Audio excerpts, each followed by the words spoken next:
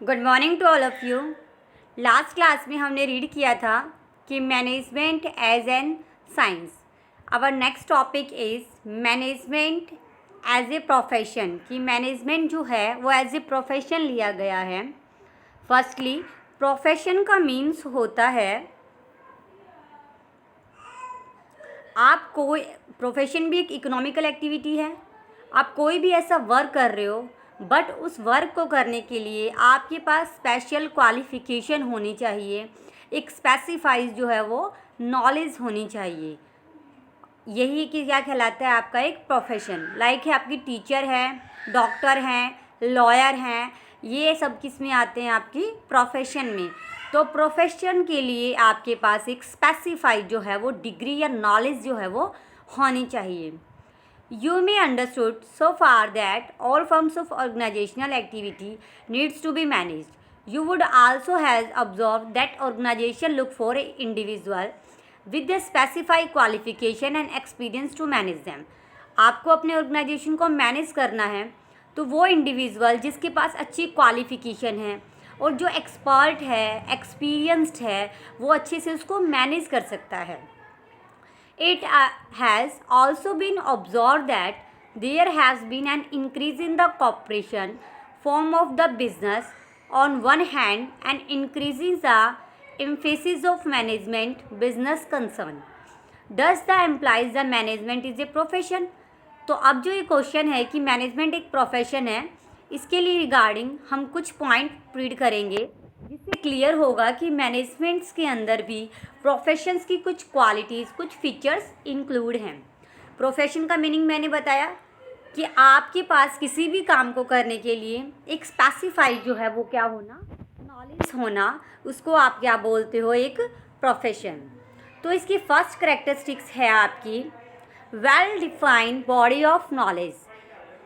Profession जो है वो एक well defined body of knowledge है जो कैसे एक्वायर कर सकते हो, थ्रू द इंस्ट्रक्शन। आपको कोई भी इंस्ट्रक्ट करता है तो उससे आप अपनी नॉलेज एक्वायर कर सकते हो। Second point is restrictive entry. Profession की एक फीचर्स है रिस्ट्रिक्टेड एंट्री, कि जो आपका प्रोफेशन है उसमें एंट्री करना क्या है, एक रिस्ट्रिक्टेड है। बिकॉज प्रोफेशन में वही पर्सन इंक्लूड हो सकता है जिसके पास स्पेसिफिकेशन कोई नॉलेज है या क्वालिफिकेशन है और एजुकेशन उसने अच्छे से अचीव की हुई है। ये क्वालिफिकेशन या फिर तो कैसे मिलेगी, थ्रू द एग्ज़ाम। लाइक आप सीए करना चाहते हो तो सीए के लिए आपने कोई ना कोई एग्ज़ाम जो है रिगार्डिंग सीए क्रैक किया होना चाहिए। तो प्रोफेशन में एंट्री करना बहुत ज़्यादा क्या है, रिस्ट्रिक्टेड है। देखो इसमें एग्जाम्पल भी है आपका। For example, if become a chartered accountant in India, India has to clear a specific examination conducted by the institutions of Chartered Accountant of India. देखो जो सीए अगर आपको करना है तो आपको एग्ज़ाम क्लियर करना पड़ेगा। कौन सा एग्ज़ाम क्लियर करने पड़ेगा, जो भी institutes of chartered accountant of India ने रेकमेंड किया है तो वो आपको एग्ज़ाम जो है वो क्लियर करना पड़ेगा। Third point is professional association. जितने भी प्रोफेशंस होते हैं वो सारे एफिलेटेड होते हैं प्रोफेशनल एसोसिएशन के थ्रू। जो प्रोफेशनल एसोसिएशन होता है वो रेगुलेट करता है आपकी एंट्री को, आपको सर्टिफिकेट प्रोवाइड करना, आपके लिए पॉलिसीज़ वगैरह बनाना। ये सब किस में आते हैं, प्रोफेशनल एसोसिएशन में। और आपके लिए कंपल्शन है कि आपको उसका मेंबर जो है वो बनना पड़ता है। से फॉर एग्जांपल एक लॉयर है तो लॉयर के लिए नेसेसरी है कि वो बार काउंसिल ऑफ इंडिया का क्या बने, एक मेंबर बने। Third point is ethical code of conduct. Ethical code of conduct का मीन्स होता है रूल और रेगुलेशन जिसमें बाउंड होना। तो जो प्रोफेशन है वो बाउंड होता है किसमें, एथिकल कोड ऑफ कंडक्ट में, which guides the behaviour of its member. और कोड ऑफ कंडक्ट जो है वो गाइड करता है उसके मेंबर्स को कि आपको क्या करना है प्रोफेशन में और क्या नहीं करना। लाइक एक डॉक्टर जब अपनी डिग्री वगैरह कंप्लीट करता है और वो डॉक्टर बनने की स्टेज पे होता है तो उसको औहद दी जाती है, शपथ दी जाती है कि वो अपने प्रोफेशन के प्रति ईमानदार रहेगा, किसी तरह की कोई भी जो है वो इलीगल वर्क नहीं करेगा। 5th point is service motive. तो प्रोफेशन का जो मोटिव है वो सर्विस प्रोवाइड करना है अपने क्लाइंट को। The basic motive of profession is to serve their clients interest by rendering the dedicated and committed services. The task of lawyer is not to ensure that his client justice. एक lawyer का क्या फ़र्ज़ है कि जो भी उसके client है उसको जस्टिस मिले, उसको न्याय मिले। तो ये सब क्या थी, फीचर्स थी किसकी, प्रोफेशन की। अब ये बोला गया क्या एक मैनेजमेंट जो है वो प्रोफेशन है। सी, मैनेजमेंट जो है वो प्रोफेशन की क्राइटेरिया को फुलफ़िल करता है बट नॉट एग्जैक्ट। सारे के सारे फीचर्स को ये जो है वो फुलफ़िल नहीं करता। All over the world there is the mark growth in management as a discipline. It is based on the systematic body of knowledge. अगर आपको अपने मार्केट का ग्रोथ वगैरह करना है, मैनेजमेंट के लिए क्या होना चाहिए, एक डिसिप्लिन होना चाहिए। और ये डिसिप्लिन किसके थ्रू आता है, एक सिस्टमेटिक बॉडी ऑफ नॉलेज के through. The knowledge can be acquired different colleges and professional institutes and through a numbers of book.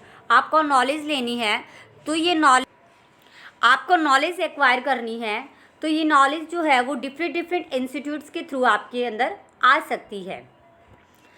अगर आपको क्या है कि मैनेजमेंट की आपको अच्छी एजुकेशन लेनी है किसकी, मैनेजमेंट के लिए, तो आपके पास इंस्टीट्यूट है IIMS, institutes of management of India. There is no restriction on anyone being designated or appointed as a manager in any business enterprise। इसके लिए क्या है, अगर आप मैनेजर बनना चाहते हो तो आपके लिए कोई भी रिस्ट्रिक्शन नहीं है। Anyone can be called a manager in respective of educational qualification possessed। आप क्वालिफिकेशन लेके मैनेजर जो है वो बन सकते हो। Unlike the profession such the medicines or law which require a practicing doctors और a lawyer to process the valid degree. जो प्रोफेशनल है जैसे मेडिकल है उसके लिए आपको प्रैक्टिस चाहिए, लॉयर्स के लिए आपके पास डिग्री चाहिए। In the word it is mandatory for a manager to possess the any specified degree but the professional knowledge and training is consider to be desirable qualification. But अगर आपको manager में चाहिए तो आपके पास अच्छी ट्रेनिंग होनी चाहिए। वही पर्सन किसी भी ऑर्गेनाइजेशन को अच्छे से मैनेज कर सकता है जिसके पास अच्छी क्या है, ट्रेनिंग है। और ये ट्रेनिंग किसी भी आप रेपुटेड इंस्टीट्यूट्स या कॉलेजेस से ले सकते हो। There are the several association of practices manager in India. India में बहुत सारे एसोसिएशंस हैं प्रैक्टिसेस करने के, like the AIMA, all India management association, that has laid down a code of conduct regulate the activity of their managers. जो अपने managers की activity को रेगुलेट करता है। The basics purpose of management is help to organizational achieve its stated goal. जो हमारा organisation है, management है, उसका ऑब्जेक्टिव ही क्या है, ऑर्गेनाइजेशन के गोल को अचीव करना। ऑर्गेनाइजेशन का गोल क्या हो सकता है, प्रॉफिट मैक्सिमाइजेशन करना। किसी हॉस्पिटल का क्या हो सकता है, सर्विस प्रोवाइड करना। However, the profit maximization as the objective of management does not hold true. It is fast changing therefore. यह time to time change होता रहता है।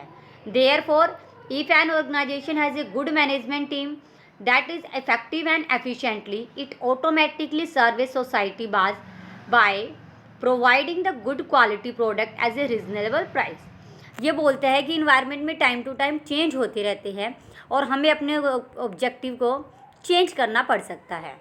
तो अगर आपका मैनेजमेंट अच्छा है और वो इफ़ेक्टिवली और एफिशिएंटली वर्क करता है तो वो सोसाइटी को ऑटोमेटिकली अच्छा गुड्स प्रोवाइड कर सकता है एट ए रिजनेबल प्राइस पे।